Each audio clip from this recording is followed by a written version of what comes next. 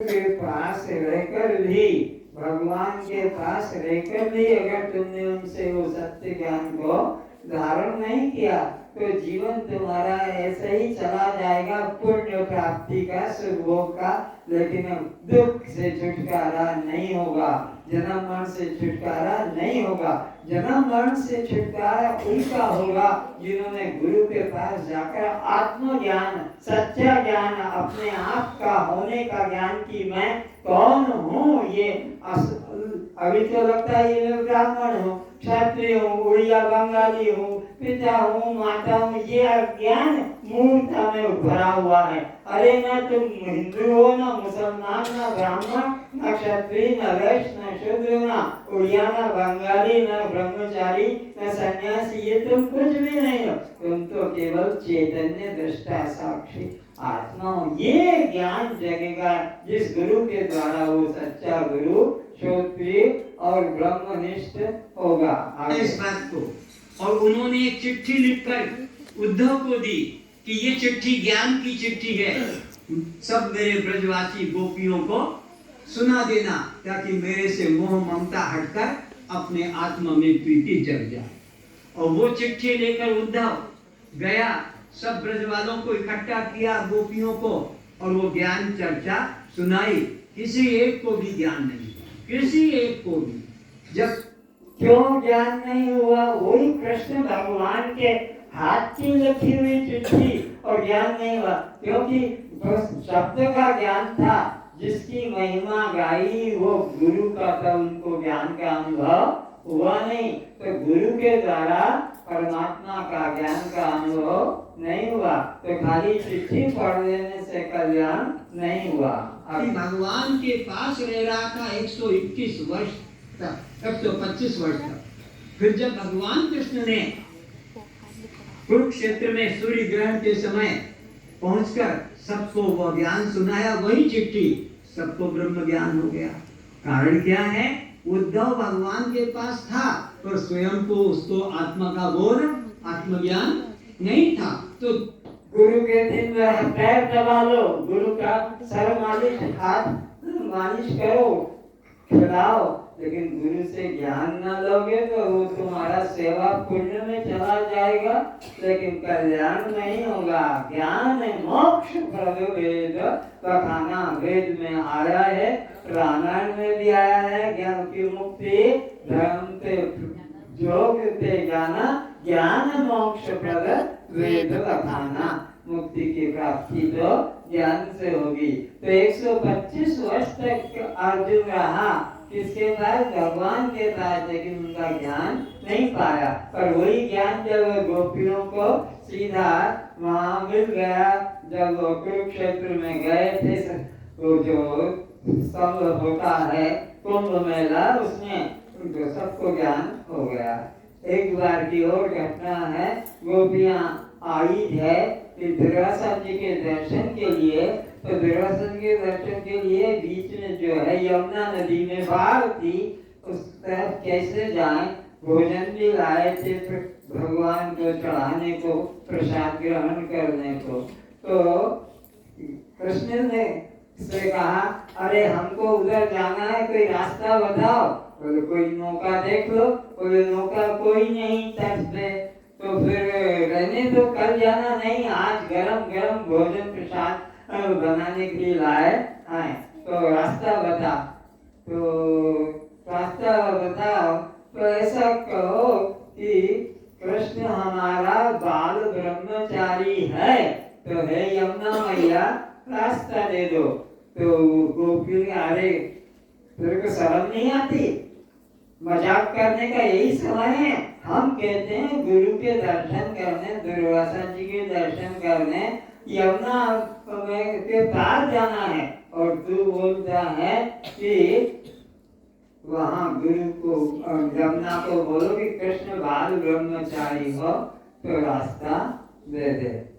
तो किसी गोपी ने कहा, अरे वो ब्रह्मचारी है कि भ्रष्टाचारी जो हो, हमें तो ना उस पार जाना, कह देते हैं क्या होता। तो जाकर कहा, हे यमुना मैया, हमारा कृष्ण ब्रह्मचारी अगर है तो रास्ता दे दो। यमुना मैया दो भागों में बढ़ गई, बिल्कुल नीचे सूखा रास्ता, दौड़ दौड़ के ऐसे निकल जाओ। मैं कुछ नहीं समझा, मेरे को भी समझा देना। तो आगे चला जिन महात्माओं को, जिन गुरुओं को, कथाकारों को आत्मा का बोध नहीं, वो कथा तो तुम्हें पढ़ के सुना देंगे कि परीक्षित की मुक्ति हो गई, अर्जुन को दिव्य दृष्टि मिल गई, पर वो दिव्य दृष्टि तुमको कैसे मिले, वो मुक्ति तुमको कैसे मिले, वो कला उनके पास नहीं है। पुस्तक पढ़ ली, उसे कहेंगे श्रोत्री। तो श्रोत्री का खुद का कल्याण नहीं होता, और उसके पास जीवन भर बैठे रहो तब भी तुम्हारा भी कल्याण, जैसे कि उद्धव 125 साल तक बैठा रहा, उसका कल्याण नहीं हुआ। जब भगवान से ज्ञान प्राप्त किया उद्धव ने, तब जाकर उसका उद्धार हुआ। तो गुरु कैसा चाहिए? श्रोत्री और ब्रह्मनिष्ठ। अब ब्रह्मनिष्ठ की पहचान क्या है वो भी हम जान ले। उसके सर में से कोई सींग नहीं निकलेंगे, कि वो 4 टांग वाला नहीं होगा, कि पंख नहीं आएंगे। जिसने अपने को नाम जाति से मुक्त कर लिया, नाम और जाति से मुक्त कर लिया है। ये नाम भी मैं नहीं और ये जाति भी मेरी नहीं। कस्त्वम दृष्टा साक्षी आत्माहम्, कस्त्वम दृष्टा साक्षी आत्माहम्। तो जिन्होंने ये बात जान ली है, ये ब्रह्मनिष्ठ उपाधि पा चुके, ब्रह्मनिष्ठ हो गए। अभी तो वाणी से बोल रहे हो तोतों की तरह, सुबह की तरह, पर मैं अनुभव भी जगाऊंगा, चिंता मत करो। खाली आपको सुनाना नहीं है, आपके अंदर से बात को जगाना है। तो गुरु वह जो श्रोत्री और ब्रह्मनिष्ठ। श्रोत्री की बात बता दी जो शास्त्र का ज्ञाता, ब्रह्मनिष्ठ की बात बता दी जिसने ब्रह्म का अनुभव कर लिया। तो अभी आपसे मैंने पूछा कस्त्वम दृष्टा साक्षी आत्माहम्, तो ये ब्रह्मनिष्ठ हो गए। अब तुम्हें अपने कल्याण के लिए कुछ करने की जरूरत नहीं, लेकिन दूसरे को उपदेश करना है तो ब्रह्मनिष्ठ के साथ साथ श्रोत्री होना भी, क्योंकि जब तक तुम शास्त्रों का प्रमाण नहीं दोगे, कोई भी तुम्हारी बात पर विश्वास करेगा नहीं। क्योंकि स्वार्थी आदमी अपने लोभ के लिए कुछ गलत भी बता सकता है। तो गुरु वह जो शास्त्र के अनुसार बात बताए। तो दूसरे का कल्याण करने के लिए गुरु को ब्रह्मनिष्ठ होना और श्रोत्री होना, ये 2 उपाधि चाहिए। अपने लिए तो केवल ब्रह्मनिष्ठ होना पर्याप्त है। हमें कोई प्रवचन तो करना नहीं, हमें तो किसी को उपदेश करना नहीं, हमको तो अपना कल्याण करना है। तो बस एक दृष्टा साक्षी, ये बात पी जाओ अमृत की तरह। अपने कल्याण के लिए आपको ज्यादा कठिनाई में जाने की जरूरत नहीं, पढ़ने की जरूरत नहीं, योग कर्म ध्यान की जरूरत नहीं। बस इतना सद्गुरु से जान लो कि ये जन्मने मरने वाला शरीर मैं नहीं हूँ, बस मैं केवल दृष्टा साक्षी आत्मा हूँ। बस सबके कल्याण हो जाएंगे। अभी वाणी से सीखा है, फिर अभी आगे अनुभव कराएंगे। हाँ, तुमने क्या पिया है? जहर। ये तुम्हारी जाति, ये तुम्हारा नाम, ये तुम्हारा जो है परिवार का संबंध, ये जहर है।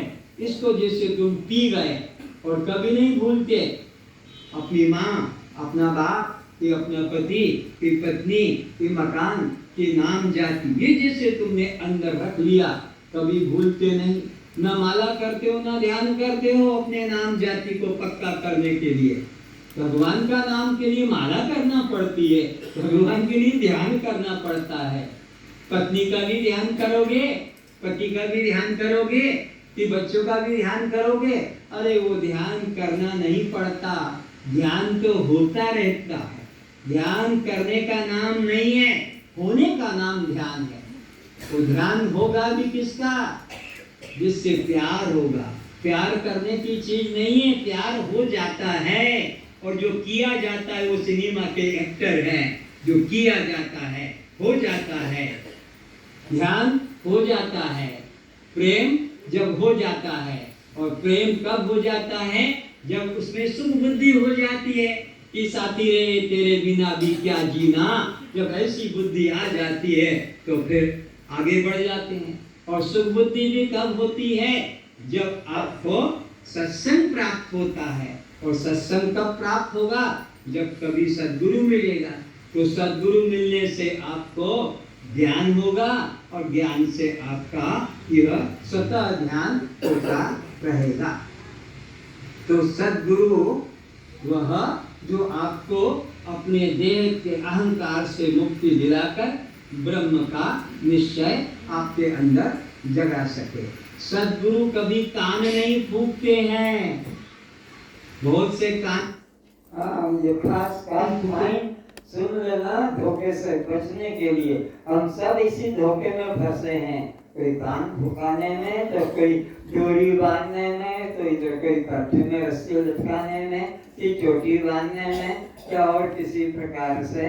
तो सुने, आकर बैठे हो। सद्गुरु कभी चेला शिष्य नहीं बनाते हैं। सद्गुरु कभी साधन नहीं बताते हैं। ये तीन बातें महत्वपूर्ण है। सच्चा सद्गुरु, पूरा सद्गुरु कभी चेला नहीं बनाएगा, शिष्य नहीं बनाएगा, कभी कर्ण मंत्र भी नहीं देगा, और परमात्मा को पाने के लिए आपको कोई साधन नहीं बताएगा। हम कॉलेज में जब जाते हैं तो विद्यार्थी बनकर, सब जानते हैं, फॉर्म भरते हैं ना, एडमिशन फॉर्म में विद्यार्थी। पर जब कॉलेज से हमको विदा किया जाता है 4 साल के बाद फिर 5 साल, तो हमको जो कागज दिया जाता है वो स्टूडेंटशिप का नहीं है, वो मास्टरशिप का है। MCom, MSc, MA. क्या मतलब? गए थे विद्यार्थी बनकर, लेकिन कॉलेज ने आपको अब मास्टर होने की योग्यता दे दी। अब तुम खुद मास्टर बन के पढ़ा सकते हो। Master of science, master of commerce, master of arts, ये तुम्हारी उपाधि होती है कॉलेज से जब विदा किया जाता है। पर कॉलेज में जाते समय तो आप स्टूडेंट बन के जाते। तो यूनिवर्सिटी की, कॉलेज की, विश्वविद्यालय की महिमा स्टूडेंट बनाने में कि मास्टर बनाने में? बोलो। लाखों रुपया खर्च करते हैं स्टूडेंट बनने के लिए, नहीं मास्टर। ऐसे ही गुरुकुल की महिमा, आप जाओगे शिष्य बनकर, चेला बनकर गुरु के पास, पर गुरु आपको वहां से जब विदा करेगा शिक्षा देकर, तो गुरु की शिक्षा दे। स्टूडेंट बन के जाते हैं और मास्टर बन के निकलते हैं। कहां से? विश्वविद्यालय से। ऐसे ही गुरुकुल में जाते हैं शिष्य बनकर, और गुरु आपको निकालेगा गुरु बनाकर।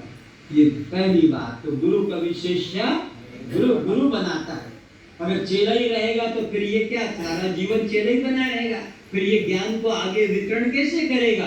गुरु उसको इतना योग्य बना देता कि फिर वो दूसरे को भी जाकर ज्ञान दे। नहीं तो ज्ञान परंपरा नष्ट हो जाएगी। एक गुरु ने ज्ञान पूरा पा लिया और चेले को खाली चेला ही बना के सारा जीवन रखा, पैर दबवाता रहा, लिंगोटी धुंधवाता रहा, सारी सेवा करवाई, और गुरु तो मर गया। और वो चेला बेचारा लंगोट धोते धोते वो भी मर गया। तो गुरु वही है जो अपनी पूर्णता का जो उसने अनुभव किया, अपने शिष्य को भी वही पूर्णता का अनुभव। तो गुरु शिष्य बनाते हैं कि गुरु बनाते हैं? अब समझे, गुरु कभी कर्ण मंत्र नहीं देते हैं। सूर्य ने कभी याज्ञवल्क्य के कान नहीं फूके, याज्ञवल्क्य ने जनक का कान नहीं फूका, जनक ने सुखदेव का कान नहीं फूका, सुखदेव ने परीक्षित का कान नहीं फूका, कि दुर्वासा ने कृष्ण का कान नहीं फूका, कि कृष्ण ने अर्जुन का कान नहीं फूका। सबने ज्ञान प्राप्त किया, सबने। अब कान फूकने की बीमारी चल गई है। अब तो टीवी के ऊपर भी गुरु लोग चेला बना लेते हैं और मंत्र दे देते हैं। कहाँ तुमने गुरु बनाया? वो टीवी में हम देखते थे और टीवी से उन्होंने हमको शिष्य बना लिया और हमने गुरु मान लिया और मंत्र लेकर चपड़ा। बहुत धोखा है। गुरु वह जो 5 भ्रांतियों से मुक्त कराकर एक ब्रह्म का निश्चय करा सके। नोट करो, गुरु वह जो 5 भ्रांतियों से मुक्ति दिलाकर और एक ब्रह्म का निश्चय करा सके। वो 5 भ्रांतियां, पहली है भेद भ्रांति, दूसरी है कर्ता भोक्ता भ्रांति, जो नहीं दिख रहे हैं वो इधर देख रहे हैं। पहला है कर्ता भोक्ता भ्रांति, दूसरा है पहला भेद भ्रांति, दूसरा कर्ता भोक्ता भ्रांति, तीसरा संग भ्रांति, लिखने वाले लिखते जाएं, और चौथा है विकार भ्रांति, और पांचवा है ब्रह्म से पृथक जगत सत्य। ये 5 भ्रांतियां प्रबल है सब लोगों में, सब संप्रदाय वालों में। ये 5 भ्रांतियों से तुम्हें मुक्ति दिलाकर एक ब्रह्म का निश्चय करा सके, उसको कहते सद्गुरु। ये सारे चित्र, सारे वेद उपनिषदों के प्रमाण हैं। जब समय मिले तो 5 आपसे जरा साधारण बात करूंगे थोड़ी सी। ये जो व्यक्ति पूजा कर रहा है, तो ये पूजा का महत्व आपके बिना होगा कि आपसे होगा? आप अगर ना होंगे तो पूजा होगी नहीं, और आप ना होंगे तो फिर आप मंदिर जा सकेंगे नहीं, और आप मंदिर जा रहे हैं तो फिर उसमें तीर्थ में जाने की बात आएगी, तो क्या आपके बिना तीर्थ होगा नहीं? और अब अगर भगवान के धाम में पहुंच गए तो फिर भगवान के धाम की महिमा आपके बिना होगी नहीं होगी। तो महिमावान है गुरु। आप जब जाएंगे तो फिर वो गुरु ज्ञान देता है, तो गुरु के ज्ञान की महिमा है कि गुरु की ज्ञान की, गुरु के ज्ञान के बिना मोक्ष नहीं होगा। यही आगे समझा रहे कि सबसे महत्वपूर्ण महिमावान आप स्वयं है, आपके बिना कुछ भी सत्य नहीं। 10 मिनट पहले आकर देखो, जाते में भी जाने से पहले देख कर जाओ। ये सब पढ़ाया जाएगा आपको अभी समय आने के ऊपर। ये सारे वेद के पन्ने हैं। तो अब गुरु वह जो 5 प्रकार की भ्रांतियों से मुक्ति दिलाकर एक ब्रह्म का निश्चय करा सके। और गुरु मंत्र दान नहीं करता है, गुरु नाम दान नहीं करता है। कई लोग यहाँ बैठे होंगे नाम दान प्राप्त करके, हाथ उठाएं। नाम दान, अच्छा सुनो, नाम नामी का परिचय कराने के लिए है। नाम हम जो भी बच्चों का घर में रखते हैं, तो जिसकी जरूरत है उसे बुला सके, जिसके पास जाना है हम पहुंच जाए। तो नामी नाम का परिचय कराने के लिए है। लेकिन लोग सारे जीवन नाम ही नाम जप ही जप करते, पर जिसका नाम है उसको तो देखने की, जानने की, अनुभव करने का कभी ख्याल ही नहीं आता। गुरु ने कहा 5 माला, गुरु ने कहा 11 माला, गुरु ने कहा 1 माला, बस वो माला करके रख दिया। अरे जिसका नाम पुकारते हो उसका भी तो ध्यान करो कि ये नाम किसका मैं पुकार रहा हूँ। तो गुरु क्या करता है? नाम दान नहीं करता है, क्योंकि परमात्मा के राज्य में कुछ कमी नहीं है। परमात्मा के राज्य में कुछ कमी नहीं है। ओम पूर्णमदः पूर्णमिदं पूर्णात् पूर्णमुदच्यते पूर्णस्य पूर्णमादाय पूर्णमेवावशिष्यते।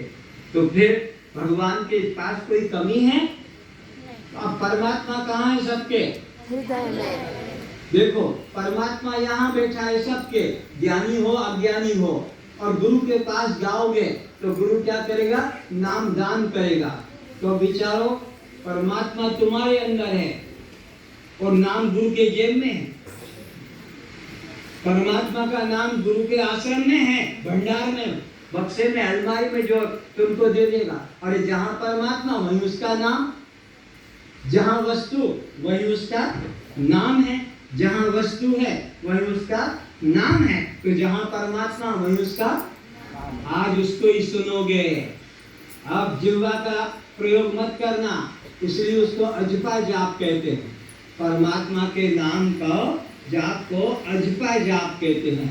अजपा का मतलब जो जपा न जाए, जो जपा जिसमें वाणी का प्रयोग न हो। हम जो ये वाणी बोलते हैं ना, तो यहाँ से शुरू होती है क ख ग घ, यहाँ से ऊपर आती है तो वहाँ पर च छ ज झ, और ऊपर जाती है तो वहां पर ट ठ ड ढ इधर आ जाती है दांतों से टकराने के लिए, तो ट थ द ध ओठों के पास आ जाती है तो प फ ब भ। ऐसे ये वर्णमाला बनती है। परमात्मा का नाम इस वर्णमाला में नहीं, इसके लिए ना कंठ की जरूरत है, ना पुदा की जरूरत है, ना तालु की जरूरत है, ना दांतों के टकराने की जरूरत है, ना ओठों की। वो तो श्वास के साथ चल रही है। अब सभी कान खुले कर लें, हाथ नीचे कर लें। जिन जिन को सुनाई पड़ा है वो परमात्मा की दिव्य ध्वनि, दिव्य वाणी, बिना जिह्वा के प्रयोग के, बिना माला के, वे हाथ उठा के बताएं जिन्होंने सुना है। नीचे कर दो। बाकी लोगों ने नहीं सुना, वो भी सुनेंगे, अभी सुनेंगे। परमात्मा को पाने का सबको अधिकार है, तो वो कैसे सुनेंगे? मैं एक ध्वनि निकालूंगा, आपकी आंखें बंद रहेगी किंतु कान खुले रहेंगे, कान बंद नहीं करना। मैं एक ध्वनि निकालूंगा, आप उसे श्वास के साथ अंदर लेना, श्वास के साथ अंदर। फिर मैं दूसरी ध्वनि निकालूंगा, आप उसे अपने श्वास के साथ बाहर समझना है। जब मैं सो का उच्चारण करूंगा, आप श्वास अंदर लेंगे। जब मैं हम का उच्चारण करूंगा, आप श्वास को, बस आपका ध्यान मेरी ध्वनि पर रहे और उसके हिसाब से श्वास को आप चलाएंगे। आंखें बंद कर दें, कान बंद नहीं करें। हाँ, अब श्वास को अंदर लेते हुए मैं बोलूंगा, बस आप श्वास अंदर लेंगे। सो श्वास बाहर, श्वास अंदर, श्वास बाहर, श्वास अंदर, श्वास बाहर, अंदर, बाहर, अंदर, बाहर, सो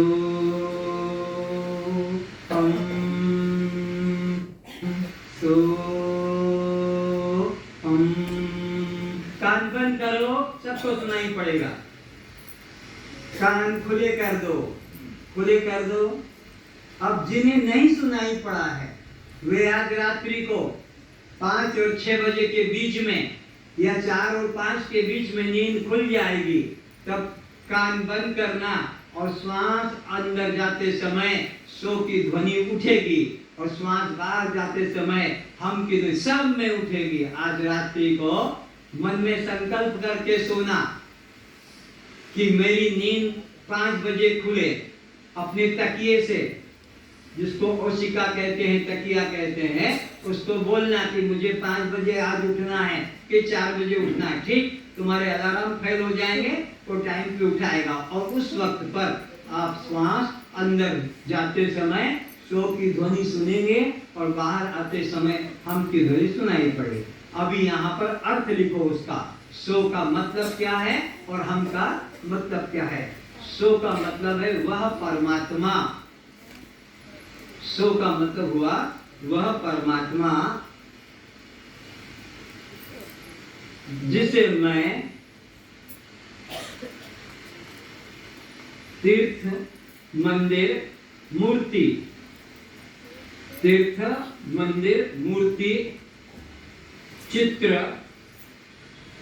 स्वर्ग, वैकुंठ आदि स्थानों में खोज रहा था।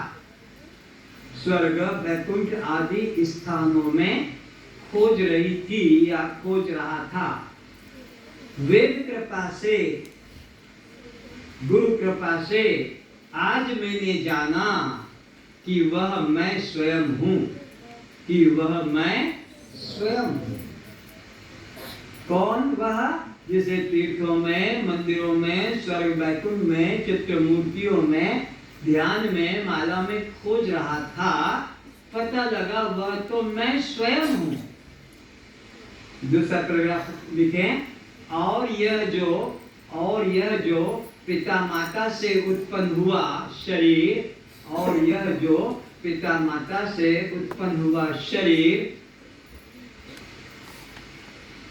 जिसे मैं मानता आ रहा था, जिसे मैं मानता आ रहा था, जिसे मैं मानता आ रहा था, अब पता लगा यह मैं नहीं हूं, यह मैं नहीं हूं, यह तो मेरा है, यह मैं नहीं हूं, यह तो मेरा है। जैसे हम लोग कहते हैं मेरा मकान, किंतु मैं मकान नहीं हूँ। कि मेरा जूता, मैं जूता नहीं हूँ। मेरा घर, मैं घर नहीं हूँ। मेरा पिता, मैं पिता नहीं हूँ। मेरी माता, मैं माता नहीं हूँ। मेरी साड़ी, मैं साड़ी नहीं हूँ। मेरा पैंट, मैं पैंट नहीं हूँ। तो जिसको भी मेरा कहा जाता है वो मुझसे सदा भिन्न होता है। और भी समझे, यह मेरा थूक है, डॉक्टर बाबू जांच करना। यह मेरा मूत्र है, इसकी जांच करना।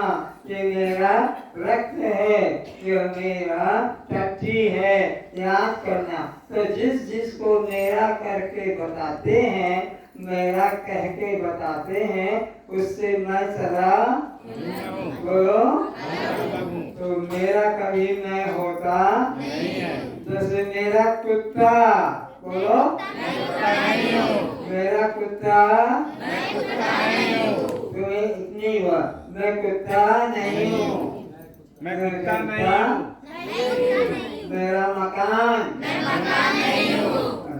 आगे, इसलिए इसका कोई धर्म मेरा धर्म, इसलिए इसका कोई धर्म मेरा धर्म नहीं।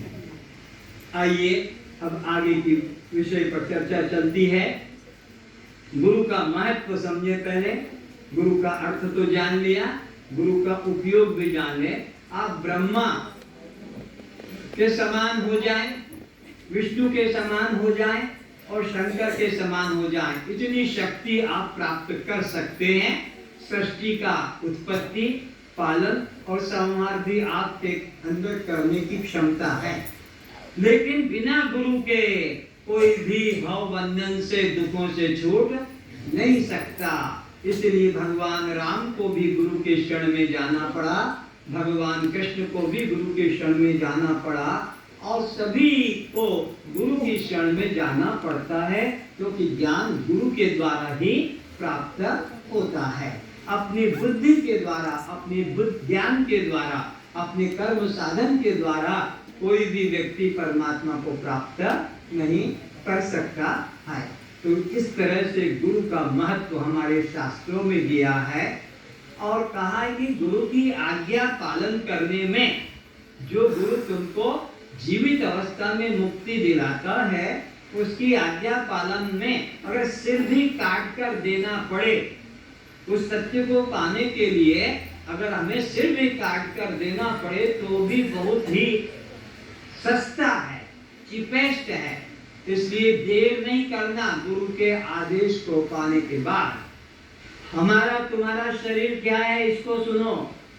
9 दरवाजे हैं और 9 दरवाजों से ही मल निकलता है। जब कान में अंगली डालोगे गुड़ निकलेगा, खाओगे कि पोंछोगे, आंख के कोने में अंगली लगाओगे चीनी की चाशनी निकलेगी, क्या करोगे? नाक पे झटका मारोगे डालडा निकलेगा, क्या करोगे?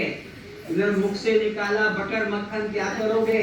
इधर से वो परफ्यूम निकलेगा, क्या करोगे? और नीचे से खिचड़ी और आगे से शरबत, क्या करोगे?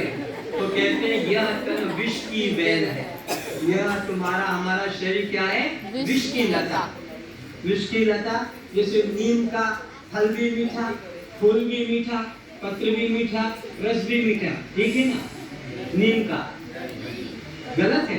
अच्छा, करेले का पत्र भी मीठा, रस भी मीठा, फल भी मीठा, वो भी कड़वा। ऐसे ये विष की लता शास्त्रों में शरीर को विष की लता कहा, पर तुम सबको कितना घमंड है जितने बैठे हो, ये मैचिंग, ये साड़ियाँ, ये लिपस्टिक, ये क्रीम, ये पाउडर और ये दाढ़ी देखो बना के बैठा है, ये श्रृंगार करके। अरे ये तन विष की बेल है और गुरु अमृत की खान और सिर कटाए जो मिले।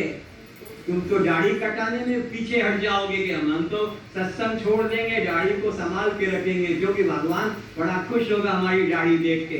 अरे वो दाढ़ी तो बकरों को भी है, गॉड को भी, उसका क्या कल्याण होगा। तो इसलिए याद रखो, नोट करो, मुक्त ही मुक्त हो सकेगा, मुक्त ही मुक्त हो सकेगा, बना मुक्त नहीं हो सकेगा। मुक्त ही मुक्त हो सकेगा, बना मुक्त कभी नहीं हो सकेगा। जैसे एग्जाम्पल लिखो, पिंजरे का पक्षी, बंधा हुआ पशु, बंधी हुई नौका, ये वहीं सड़ेंगे, वहीं मरेंगे, आगे नहीं बढ़ेंगे। क्यों? पिंजरे में बंधा है, कितना उड़ेगा वहीं मरेगा। खूंटे से बंधा है पशु, कितना जीवन में चलेगा वहीं मरेगा। वो नौका भी बंधी हुई है, जीवन भर चलाओ वहीं सड़ेगी। ऐसे ही यहाँ जितने लोग आए हैं वो सावधान होकर सुने, जो जो देवी देवताओं से बंधे हुए हैं, जो जो जिस प्रकार के अहंकार में बंधे हैं, कोई यहाँ बांध कर बैठा है हाथों में, कोई गले में रस्सी डाल के बैठा है, कोई चुटैया में गांठ लगा के बैठा है, कोई गले में रस्सी डाल के बैठा है, तो कोई अपना दाढ़ी मूछा स्पर्शो बनाकर बैठा है। इन लोगों का कल्याण नहीं होगा, क्योंकि ये लोग तो बंधे हुए हैं। मैं ऐसा रहूंगा, मैं ऐसा अपने को सजाऊंगा, मैं ऐसा अपने को दिखाऊंगा। भगवान कहते अर्जुन, अगर कल्याण की इच्छा है, सर्वधर्मान परित्यज्य मामेकं शरणं व्रज अहम त्वां सर्वपापेभ्यो मोक्षयिष्यामि मा शुचः। अर्जुन, अगर तुझे अपना कल्याण की इच्छा है तो ये सब अहंकार को छोड़ दे, जो जो तूने पकड़ रखे समाज से। सर्वधर्मान परित्यज्य, गीता के 18 अध्याय के 66 श्लोक में भगवान कृष्ण अर्जुन को सीधा उपदेश देते हैं।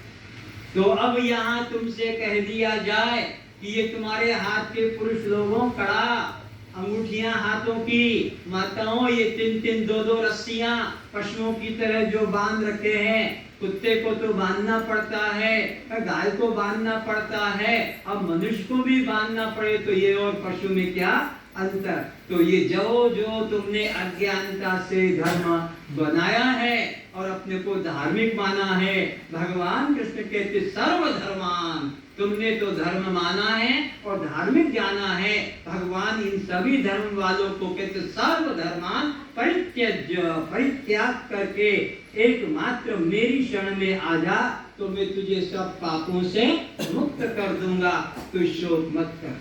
तो कौन मुक्त हो सकेगा? बंधा हुआ कि खुला हुआ? खुला हुआ। जो बंधन में बना रहेगा वो मुक्त होगा कि बंधन को तोड़ने वाला? बंधन को तोड़ने वाला। तुम्हारी प्रार्थना देखो इधर, असतो मां, आगे बोलो, सद्गमय। तो फिर ये हाथ यही नहीं रहेंगे। अस्तो मां सद्गमय, तमसो मां, यही रहोगे नहीं ना? ज्योतिर्गमय, मृत्योर्मा, यही रहोगे? हाँ, अमृतम गमय। ये प्रार्थना पर बेचारे कोई अर्थ नहीं जानते। मास्टर भी बोलते हैं, बच्चे भी बोलते हैं, गुरु भी बोलते हैं, चेला भी बोलते हैं, पर उसका अर्थ क्या है? अरे मुझे आप असत से निकालो, तभी तो मैं सत्य को ग्रहण कर सकूंगा। मेरे हाथ तो बंधे हुए हैं असत्य में, असत्य को ही सत्य मान लिया।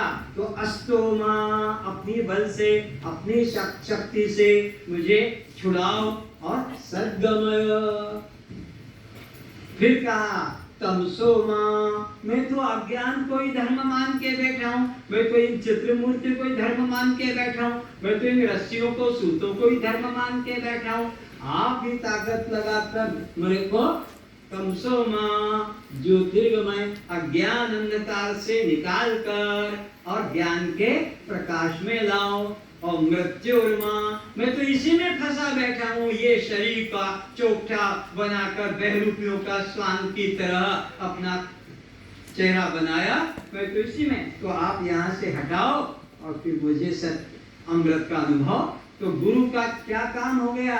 पहले असत से हटाना, सत्य की तरफ चलाना, अज्ञान से अंधकार से निकालना और प्रकाश में लाना, और जन्म मरण वाले शरीर से अहंकार छुड़ाकर अमृत आत्मा का अनुभव करना। तो प्रार्थना तुम्हारी कितनी है? 3, पर गुरु के काम है 6। हर प्रार्थना में 2-2 काम है।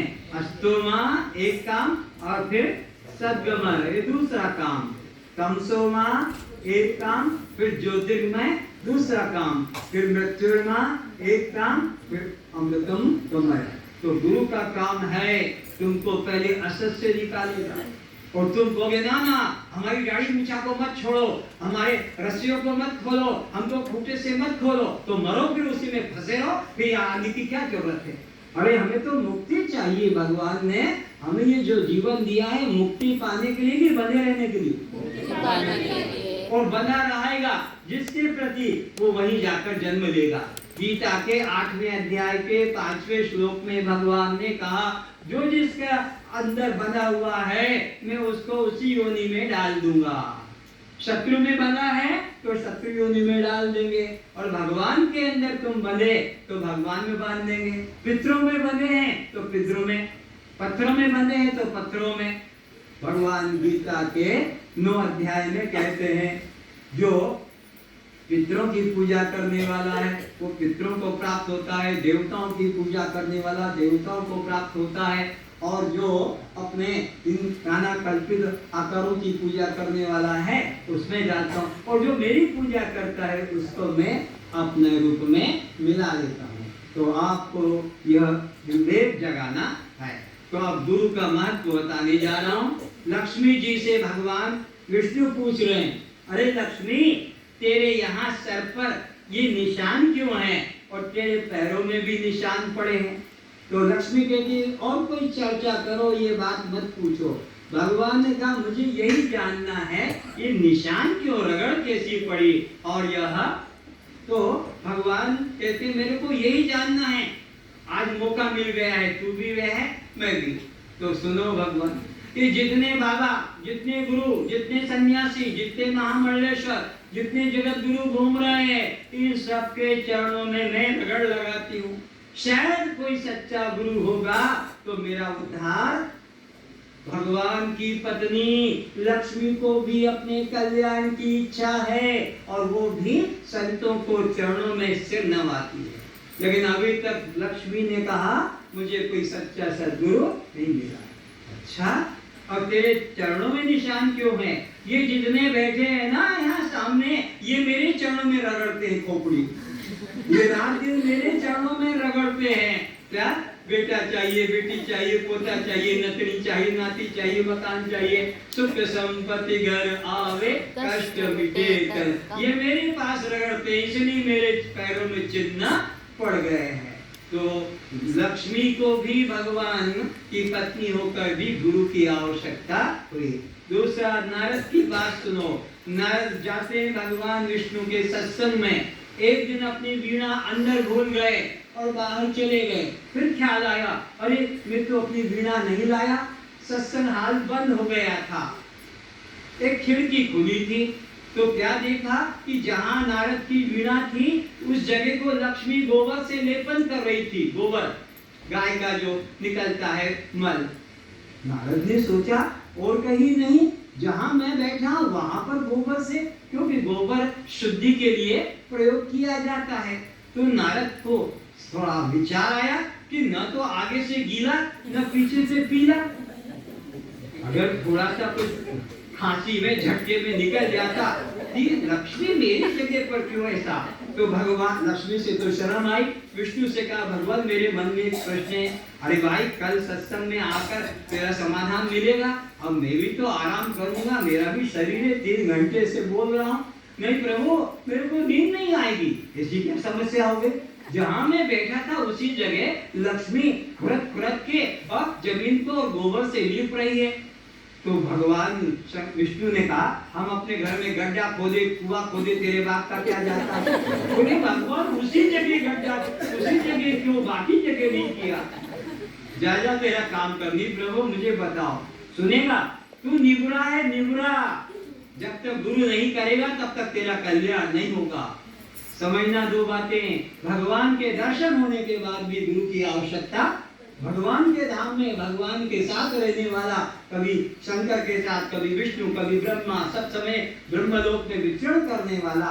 लेकिन क्या कहा कि तू निवरा है, जब गुरु धारण करेगा तब तू पवित्र होगा। इसलिए निवरे का हाथ का पानी भी गांव के लोग नहीं पीते हैं। और निवरा जहां बैठ जाता है, आप तो शायद भूल गए हो, पर ये उड़ीसा में प्रथा देखी है।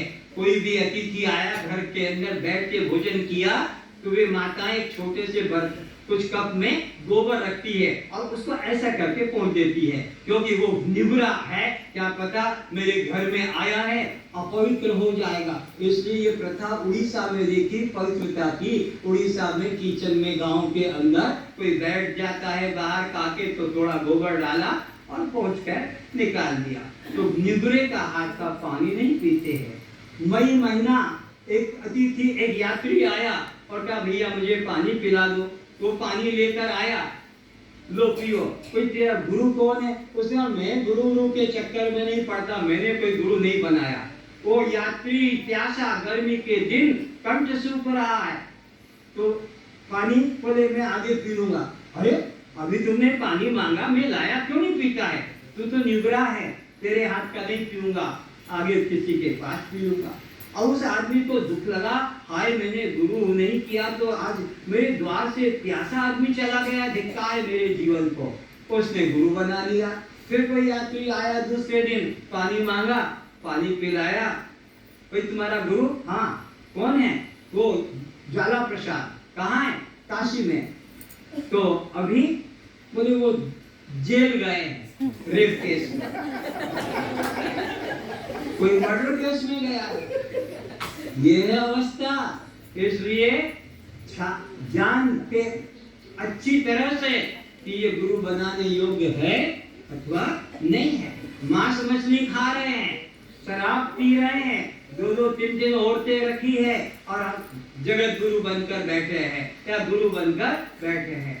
इसलिए गुरु कीजिए जान के और पानी पीजिए छान के, बिना विचारे जो करे पड़े 84 खान।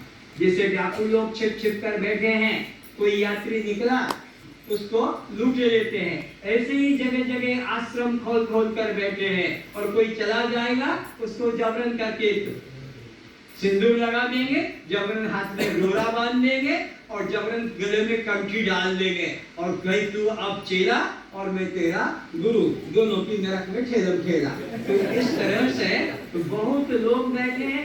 इसलिए गुरु को देखना कि ये ब्रह्म ज्ञानी है, आत्मदर्शी है और मुझे भी करा सकेगा, ऐसे को स्वीकार करना, नहीं तो 84 में भटकना पड़ता है। और गुरु कभी साधन नहीं बताते हैं। साधन जो बताता है वो खुद अभी गुरु बनने योग्य नहीं है। बहुत ध्यान से समझो, जो खुद साधन उसी वस्तु को पाने के लिए करना पड़ता है जो वस्तु हमसे अलग हो, भिन्न हो, दूर हो। जो दूर है तो भाई हाथ लंबे करेंगे और मिला। जो भी चीज हमसे अलग है, परमात्मा हमसे कभी अलग नहीं है, हुआ नहीं है, नहीं होगा भी नहीं। तो परमात्मा के पाने के लिए तो तुलसी पत्र भी उठाकर इधर रखना भी अपराध है परमात्मा के लिए। अपने लिए तुम जो भी करो, लेकिन परमात्मा हमारा नित्य स्वभाव। अग्नि को उष्ण कहाँ से मिलेगा? अग्नि को उष्णता कहाँ से मिलेगी? जहाँ अग्नि है वहाँ वह उष्ण ही है। अग्नि को उष्णता के लिए कोई साधन करने की जरूरत नहीं है। बर्फ को ठंडक शीतलता कहाँ मिलेगी? बर्फ कहीं ठंडा जाने की खोजने की जरूरत नहीं। क्योंकि जहाँ बर्फ है वहीं शीतलता ठंडक है। या नीम को कड़वाहट कहाँ से लाना होगी? तो नीम में कड़वाहट है, नीम ही कड़वा है। तो इस तरह परमात्मा तुम्हारा ही स्वरूप है, इसलिए परमात्मा को पाने के लिए कोई साधन करने की जरूरत नहीं है। साधन उन पदार्थों का पाने के लिए करना होगा जो पदार्थ हमसे भिन्न है। दूर है, जो पदार्थ हमसे दूर है। इसलिए जगह जगह बाजार बैठे हैं, बाजार लग रहे हैं, कोई अन्न का, कोई दवा का, कोई कपड़े का, ये सब फल का, सब्जी का, जो लेकिन अपने आप के लिए कोई साधन की जरूरत नहीं। परमात्मा को पाया नहीं है। मुक्त में कहेगा माला करना, जप करना, ये करना, लेकिन जिसने खुद ने ब्रह्म का अनुभव कर लिया वो तो तुमको ब्रह्म का तुम्हारे में अनुभव कराएगा, वो साधन नहीं बताएगा। साधन तो वो बताता है जिसने खुद ने अभी परमात्मा को पाया नहीं है और कोई न कोई रास्ते से चल रहा है, कोई माला, कोई पूजा, कोई ध्यान, कोई समाधि। तो सच्चा सद्गुरु, पूरा गुरु जब मिलेगा आपको कोई साधन कि ये माला करना, कि ये जप करना कुछ नहीं बताएगा, आपको अंदर परमात्मा का अनुभव कराएगा। इसी प्रकार और देखें, नारद गया गुरु बनाने के लिए सनत कुमारों के पास, बोले मैं दुख से बहुत दुखी हूँ। नारद जैसा भगवान के धाम में रहने वाला और कहता मैं बहुत दुखी हूँ, मुझे शांति कैसे मिलेगी? तो सनत कुमार ने पूछा तू अभी तक क्या किया साधन? बोले मैं सब कलाएं जानता हूँ, अष्ट सिद्धि नौ निधि भी मुझे प्राप्त है, षड दर्शन भी मैं जानता हूँ, भूगर्भ विद्या, मंत्र विद्या, गरुड़ विद्या, नृत्य विद्या सब जानता हूँ, लेकिन शांति नहीं। तब उसको साधन बताया, नोट करो, करति शोकम आत्मविद, करति शोकम आत्मविद। भगवान ने नारद जी को ये उपदेश किया, जब आत्मा का ज्ञान प्राप्त करेगा तभी तो दुख के सागर से पार होगा। करति शोकम आत्मविद, करति शोकम आत्मविद। जब तो आत्मा का ज्ञान करेगा तभी तो दुख के सागर से पार हो सकेगा। तो नारद को भी आत्मज्ञान लेना पड़ा। इसी प्रकार गोपियों ने भी जब आत्मज्ञान प्राप्त किया तब उनका कल्याण हुआ। मीरा भी कृष्ण की दीवानी थी, जब उसने आत्मज्ञान प्राप्त किया। वेदास स्वामी उनके गुरु थे तत्वदर्शी, और तब जाकर उस मीरा का कल्याण हुआ। इसी प्रकार रामकृष्ण परमहंस काली माँ के उपासक थे, फिर जाकर तोतापुरी ने उनको ब्रह्म ज्ञान दिया। तब वो रामकृष्ण परमहंस ने कहा अब मेरे और परमात्मा के बीच से ये जो उपासना कर रहा था देवी की, ये दीवार थी। शब्द सुनो, अब मेरे और परमात्मा के बीच से ये देवी दीवार हट गई और अब मेरा परमात्मा से सीधा संबंध हो गया। तो उसको भी गुरु ने आकर ज्ञान दिया। नहीं तो काली से बातें करते थे, खाना पीना घूमना साथ साथ होता था, इतनी गाढ़ भक्ति थी, लेकिन बिना गुरु के ज्ञान के चाहे जितनी गाढ़ भक्ति हो, संसार सागर से पार हो नहीं सकता, जन्म मरण के चक्र से छूट नहीं सकता। तो अब गुरु शब्द का विचार कर लिया, तो गुरु के पास जाना है तो हमारे पास में 4 योग्यता चाहिए। नोट करो, विवेक, वैराग्य, षड संपत्ति और मुमुक्षुता। विवेक, वैराग्य, 4 चीजें यह अनिवार्य है। क्या क्या चाहिए? एक तो विवेक चाहिए, किसके पास जाना है? गुरु के पास जाना है, तो हमारे को विवेक चाहिए। संसार में जाना है, बाजार दुकानदार, तो पैसा चाहिए, पैसे के द्वारा फिर हम अपनी चीज खरीदेंगे, और तो अब उसके लिए सामान जो लेंगे तो उसको रखने के लिए कुछ झोला वगैरह चाहिए।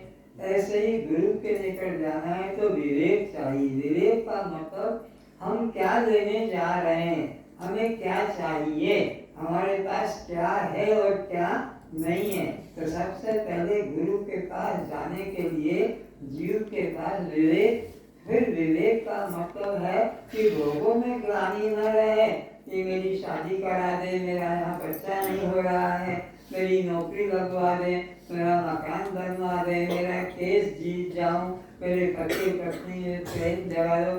ये कोई ब्रह्म लोक तक की, इस मृत्यु लोक को, इसको मृत्यु लोक कहते हैं, इससे ऊपर स्वर्ग वैकुंठ आदि तक किसी भी लोक की भोग की किंचित इच्छा न हो, केवल अपने कल्याण की, केवल अपने मुक्ति की, केवल अपने को जन्म मरण से छूटने का बस। तो ये विवेक भी चाहिए। विवेक का मतलब है दो मिली वस्तुओं में क्या सत्य है, क्या असत्य है, क्या नित्य है, क्या अनित्य है, किसे जड़ कहें, किसे चेतन कहें, किसे आत्मा कहें, किसे अनात्मा कहें, किसे स्वयं प्रकाश कहें, किसे पर प्रकाश कहें, कौन कर्म बंधन रूप है, कौन मुक्ति रूप है। ऐसा जिनके पास में हो गया है जानकारी, विवेक, वो व्यक्ति को फिर क्या होगा, जब पता लग गया कि ये सत्य और ये असत्य, तो असत्य से वैराग्य, पता लग गया कि जड़ और ये चेतन, तो जड़ से वैराग्य, चेतन में अनुराग, जब पता लग गया ये शव और ये शिव, तो शव से वैराग्य, शिव में अनुराग, जब ये पता लग गया पर प्रकाश है स्वयं प्रकाश, तो पर प्रकाश से मन हटाकर इस तरह से दो मिली वस्तुओं को अलग अलग जान लेना बड़ी प्रकार से विवेक कहलाता है। तो फिर क्या होगा, सत्य में आपका अनुराग हो जाएगा और उस असत्य में, जड़ में, दृश्य में, अनात्मा में, शव में क्या होगा, वैराग्य हो जाएगा। तो इस तरह ब्रह्मलोक तक के भोग सुख की इच्छा न होने को वैराग्य कहते हैं। उसके बाद शरीर की अवस्था गुरु के निकट जाएंगे तो हमारे अंदर शक्ति भी हो, विवेक वैराग्य संपत्ति लेकर जाएंगे तो हमारे मन में जड़ और चेतन का भेद भी मालूम हो और इंद्रियों में संयम हो, कंट्रोल।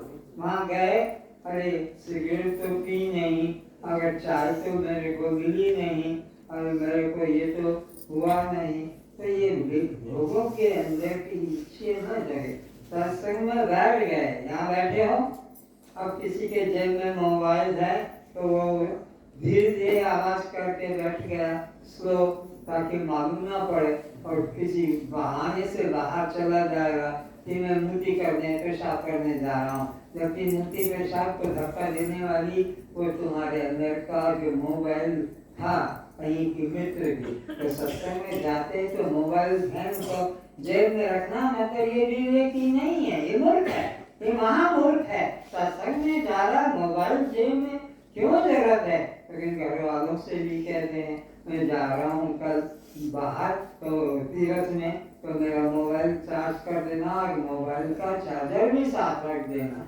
और तो तीर्थ में जा रहा और तो मंदिर में जा रहा और पूजा करते करते वहीं से हेलो हेलो आ गया, तो भगवान की ऐसी की तैसी और सीधा hello hello how are you, तुम कैसे हो, ऐसे कैसे बात करनी। सत्संग में गया, मंदिर में गया और मोबाइल का उपयोग करा, तीर्थ में गया और मोबाइल का उपयोग करा, तो क्या होगा, केवल जाना आने की यात्रा होगी, कल्याण नहीं होगा। तो विवेक भी हो, भोगों में वैराग्य भी हो, मंदिर में गए तो सम और दम, इंद्रियों को भी कंट्रोल करना है, इंद्रियों को उनके भोग नहीं देना है। जितने देर सत्संग में बैठो, मुख में कोई तुलसी, मुख में कोई चना, मुख में कोई सुपारी, मुख में कोई गुटखा नहीं रखना। उस वक्त वहाँ बैठ कर मंदिर में सत्संग में स्वेटर नहीं बिनना, उस वक्त वहाँ बैठकर हाथों में मेहंदी नहीं लगाना, उस वक्त वहाँ बैठकर और कई प्रकार का लिखा पढ़ी, पत्रों के जवाब, मित्रों के जवाब, सत्संग में चले गए, संसार से कटा बिल्कुल है ही नहीं, मैं किसी का नहीं, कोई मेरा नहीं, ये पक्का होगा तब जानना ये सत्संग का अधिकारी। नहीं तो कब जेब में मोबाइल ले लेकर नहीं बैठे हैं और मौका देखते हैं उसका अभी तक मोबाइल तो मैंने तो लाया हूँ, उसने फोन नहीं किया, अभी तक मेरे को फोन नहीं किया। इस तरह से चिंता। तो विवेक, वैराग्य, संपत्ति, तो संपत्ति में नंबर 1 हो गया है तुम्हारे सम, दम और फिर तितिक्षा, सहन की शक्ति, भूख प्यास को भी कुछ कंट्रोल में रखना। किसी ने अपमान कर दिया, किसी ने निंदा कर दी, तो मन में दुखी नहीं मनाना कि जो जिसको गाली दे रहा है, निंदा करा, ये तो मैं खुद इसको छोड़ने के लिए सोच रहा हूँ कि कब जल्दी छूट जाए ये देह गंदगियों का, ये देह गंदियों का पिटारा है।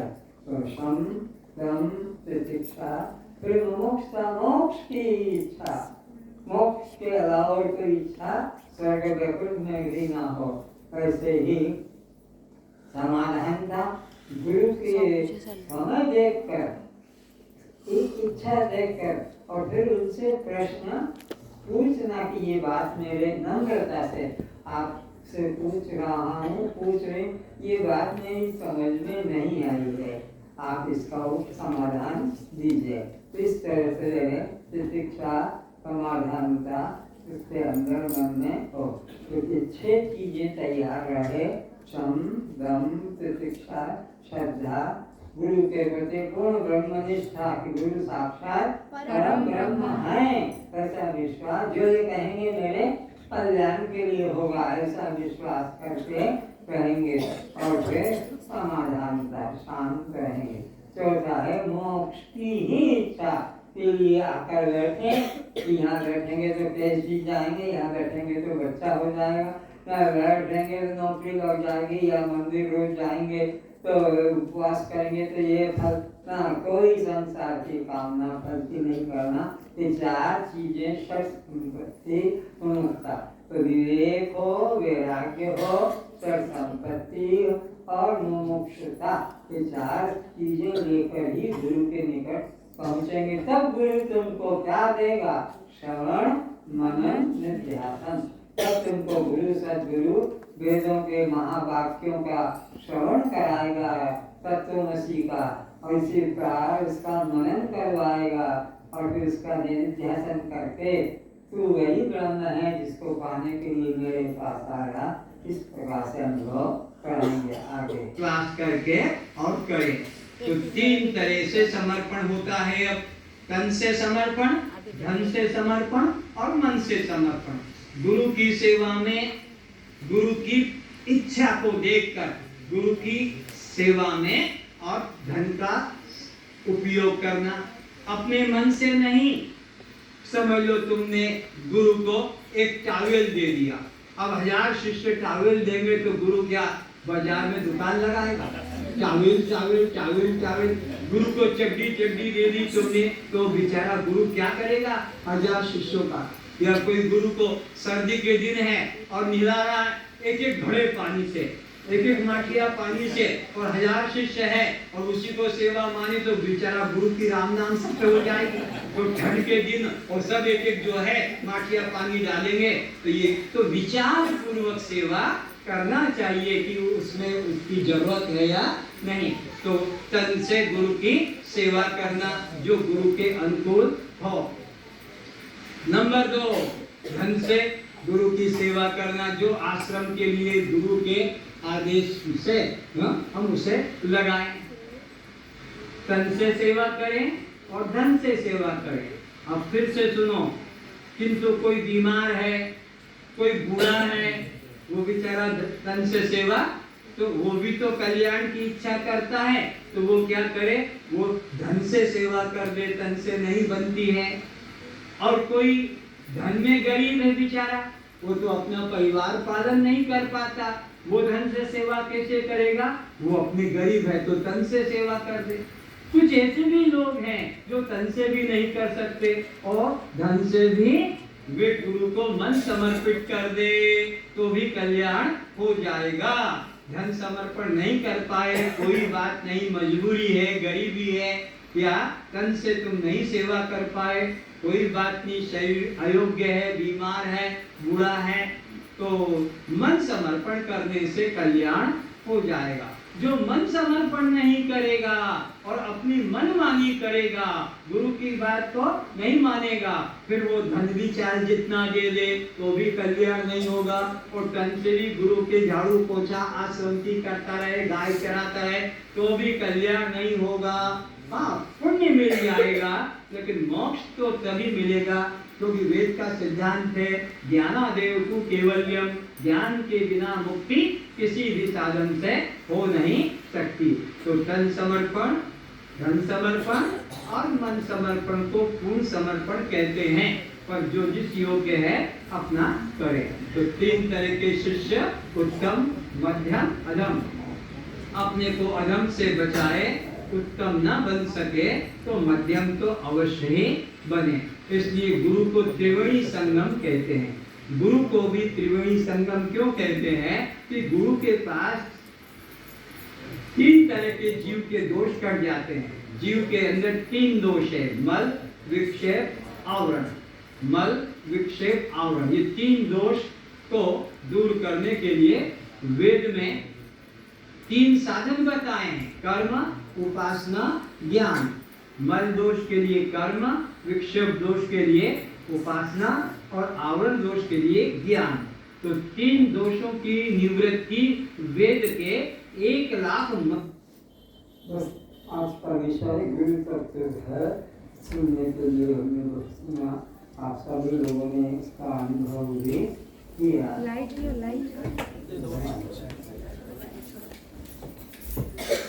छोड़ दे।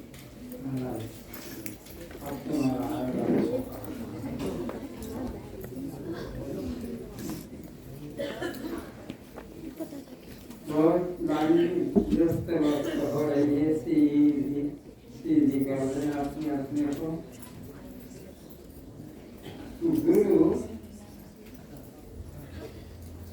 तत्वदर्शी होना चाहिए। आत्मनिष्ठ गुरु से ही हमारा कल्याण हो सकेगा। केवल बाहर के क्रियाओं से कल्याण का कोई संबंध नहीं है। अभी यहाँ पर आप देखेंगे कि एक गुरु केवल खड़ा है, तो आप उसके पास जाके चरणों में प्रणाम करेंगे, उसके पाँव भी हाथी पाँव हो गए हैं, खड़ा है बस। तो ऐसे खड़े होने से हमने उसको गुरु बना लिया, अरे न तो उसका कल्याण होगा न उससे हमारा, क्योंकि घोड़ा हास्य सारे जीवन खड़ा रहता है और भोजन होता है, हंटर खाता है, जो सड़ाक हंटर मारा जाता है और घोड़े को दौड़ाया जाता है, घोड़ा बैठता नहीं। तो ये कल्याण का कोई संबंध नहीं। दूसरा, कोई व्यक्ति एक पैर से खड़ा है, तुम्हें एक पैर से रोज 12 घंटे 1 महीने से खड़ा, अरे वो बगला भी एक पैर से खड़ा है, वो भी मारा जाता है, कल्याण का कोई संबंध है। तो कोई क्या देख रहे हैं कि वह पत्ताहारी बाबा खाली पत्ते खाता है, पत्ते। हम सोचते हम भी इसी के शिष्य बनकर यही साधन करें, पत्ताहारी बस पत्ते खाते रहें, जो पत्ता मिलेगा, नीम पत्ता खा लें, करेला पत्ता खा लें, या आम का पत्ता कि बबूल का पत्ते खाए, इससे कल्याण हो जाते, बकरियों का कल्याण हो जाता, भेड़ों का कल्याण हो जाता, जो केवल पत्ते ही खाते हैं। अब कुछ लोग फलाहारी बाबा बन गए, केवल बस हम केवल फल ही उनका एकमात्र साधन बन गया कल्याण का।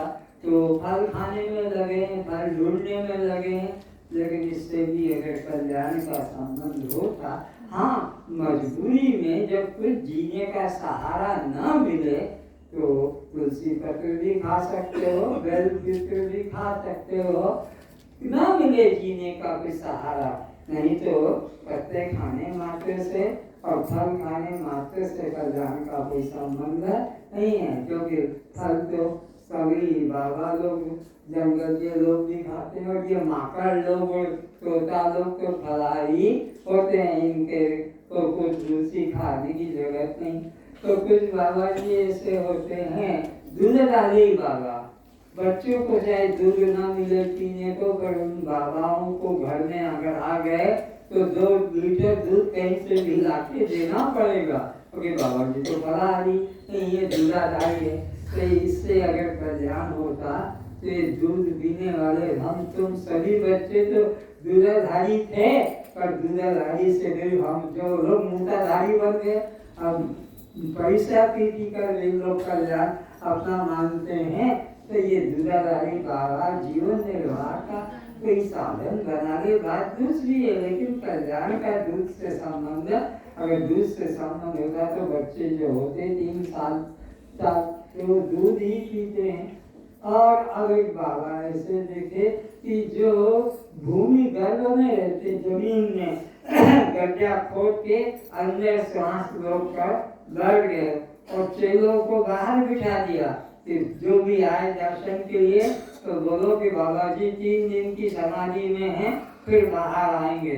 तो सब बाहर बैठे बैठे कीर्तन भजन खाना पीना दाल बाटी जो मिलता है खाते रहते हैं और सोचते हैं इससे कल्याण का संबंध होता, तो सांस का कल्याण हो जाता, अजगर का कल्याण हो जाता, मेढक का कल्याण हो जाता और चूहों का, तो जो 11 लाख प्रकार के जमीन के अंदर रहने वाले जीव हैं उन सबका कल्याण हो जाता। पर इससे भी कल्याण का कोई संबंध नहीं है, क्योंकि बाबा जी है नदी के अंदर बीच में से उस पार, इधर से उस पार चलकर पार हो जाते हैं।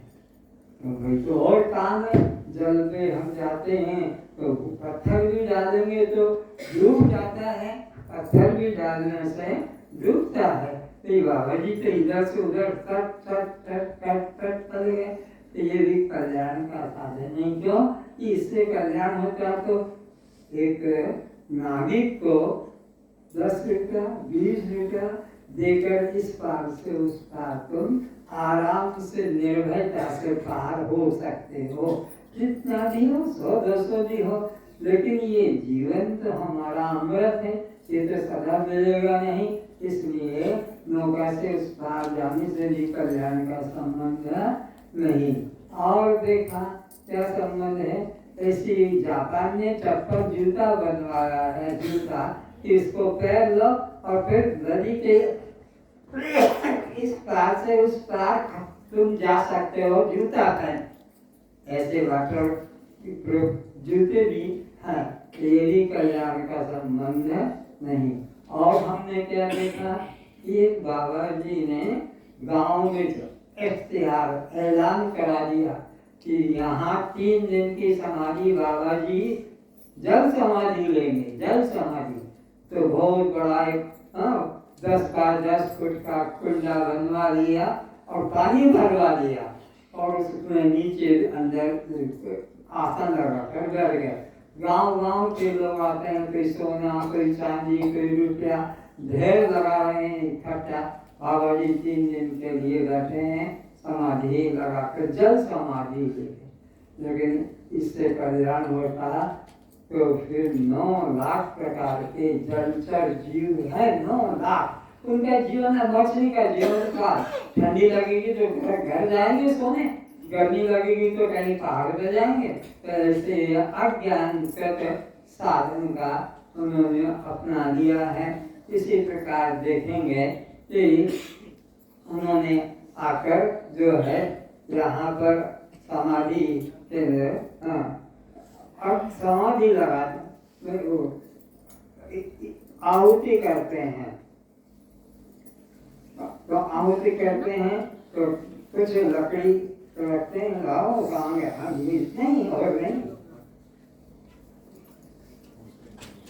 तो इस तरह उसको यज्ञ वेदी बनाई और यज्ञ वेदी बनाकर उसके अंदर वो आहुति देते हैं, आहुति देते हैं और आहुति में मंत्र से अभिषेक हो जाता है और मंत्र के द्वारा कल्याण होता है। तो आ जाओ, ओम भूर्भुवः स्वः सर्वो देवस्य धीमहि धियो यो नः प्रचोदयात्। ओम भूर्भुवः स्वः तत्सवितुर्वरेण्यं भर्गो देवस्य धीमहि धियो यो नः प्रचोदयात्। ओम भूर्भुवः स्वः तत्सवितुर्वरेण्यं भर्गो देवस्य धीमहि धियो यो नः प्रचोदयात्। पानी बोतल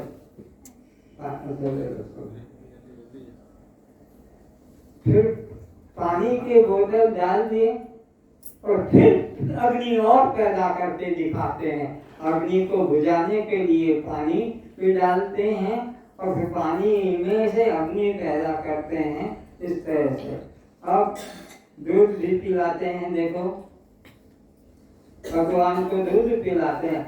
अभी आपने दूध पिलाया तो चम्मच के द्वारा दूध पिलाया और वो दूध भी नीचे निकल गया, गटर में नाले में गया। यहाँ दूध पिलाया जाएगा ठाकुर को, वह ज्यों का त्यों रहेगा। देखो दूध निकलता पेट में जा रहा है ठाकुर के। अभी तक दूध पिलाया सब बाहर गया, अभी देखो इतना दूध पी लिया। ठीक है, मोबाइल में छाड़ी देवे प्रभु। समस्त चीज मुंह भी किसी खाई नहीं सकते तो उसके पीछे कौन है। बस ऐसे था। तो इस तरह से यह चमत्कारिक बातें होती है। और अब इधर देखेंगे, यहाँ पर बैंक भगवान का है, उसमें आप देखो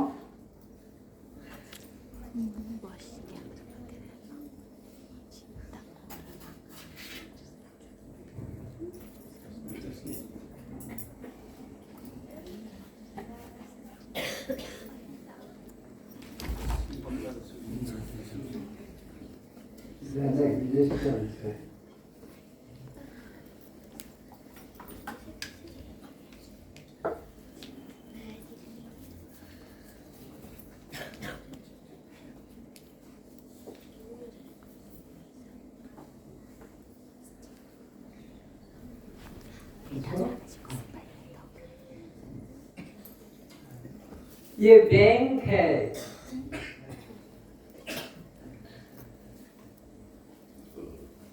1 रुपए के नोट का पैकेट,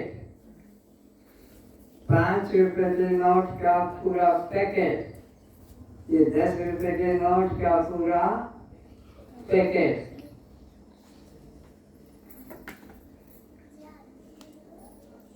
20 रुपए के नोट का पैकेट, 50 रुपए के नोट का पूरा सील्ड पैकेट, और ये 100 रुपए का नोट का पैकेट।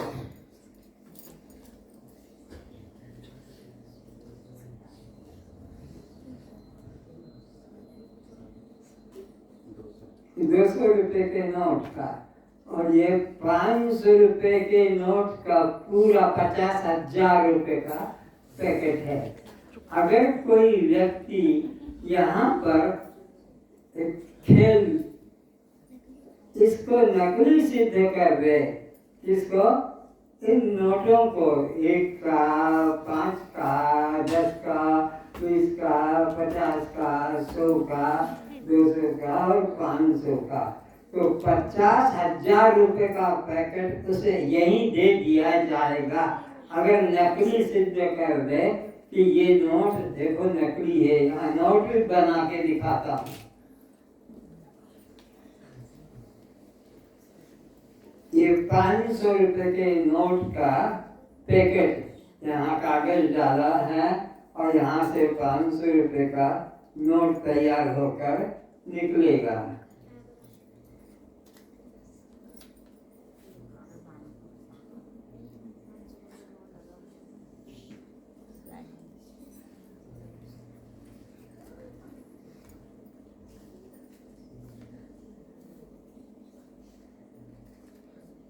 अगर कोई कह दे कि ये नोट तो नकली है तो उसको 50,000 रुपए का पुरस्कार यही दिया जाएगा।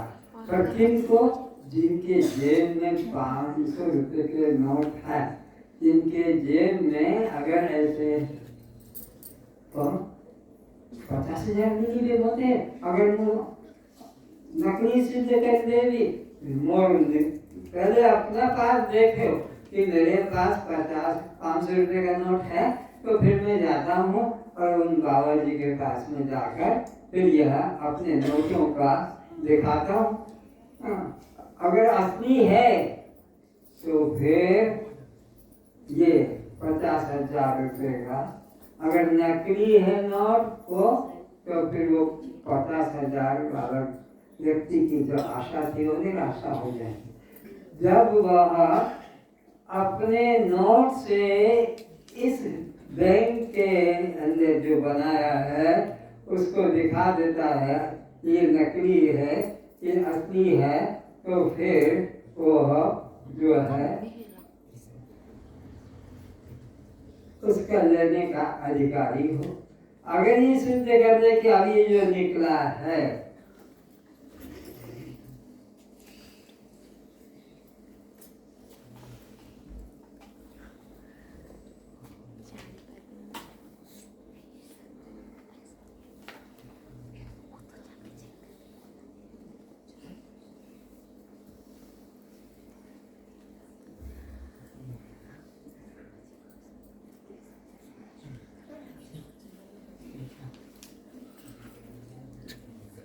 ସମସ୍ତେ ଗୁପ୍ତାକୁ ବନେଇକି ଦେଇଛି,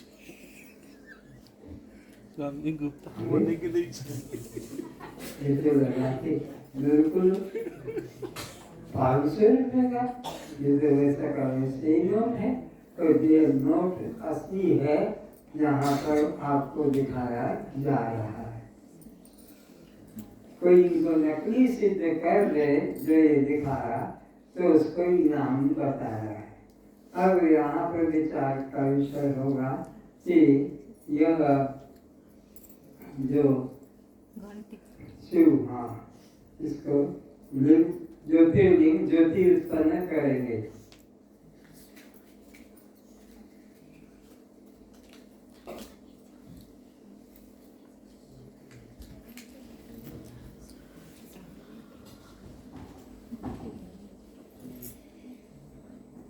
हाँ, अब किसी के जीवन में अगर पुण्य है तो वो बल्ब अंदर जो है वह जलेगा। ये बल्ब जो है पुण्य पाप का प्रतीक होगा। अगर पुण्य है तो वो मंदिर की घंटी बजेगी, अगर पुण्य नहीं है पाप है तो घंटी बजेगी नहीं। जरा दिखाओ इस नोट हाथ में लेकर, इसको हाथ में लेकर इसको दिखाओ। जो है, हाँ दिखाओ कि कैसे करके यह पुण्य पाप को बताएगा। हाँ दिखाओ खाली।